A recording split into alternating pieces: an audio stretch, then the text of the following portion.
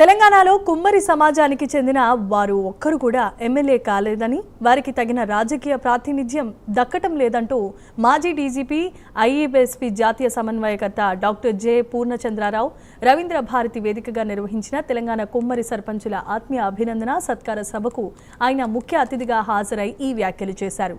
గ్రామ పంచాయతీ ఎన్నికల్లో గెలిచిన 94 మంది కుమ్మరి సర్పంచులు, 150 మంది ఉప సర్పంచులు, 1500 మంది వార్డు సభ్యులను అభినందించి సన్మానించారు. గ్రామస్థాయి నాయకత్వం భవిష్యత్తులో ఎమ్మెల్యేలు, ఎంపీలుగా ఎదగాలని, బీసీలు, ముస్లింలు, ఇతర బహుజన వర్గాల నాయకులు శాసనసభల్లోనికి ప్రవేశిస్తేనే వారి సామాజిక స్థితి మారుతుందన్నారు పూర్ణచంద్రరావు. రిక్వెస్ట్ చేస్తున్నా, వాళ్ళతో మనం ఒక కాన్ఫరెన్స్ లాగా పెట్టుకుందాం. ఇదే వేదికలో పెట్టుకుని ఒక 6 నెలల తర్వాత ఒక చర్చా వేదిక చేసుకుని వాళ్ళలో మనం బ్రహ్మాండంగా మాట్లాడే వ్యక్తుల్ని మనం సెలెక్ట్ చేసుకుందాం. వాళ్ళని ఊరు వాడ అటువంటి నాయకులతో ఒక బస్సు యాత్ర తయారు చేసి రాష్ట్రం అంతా తిరుగుదాం.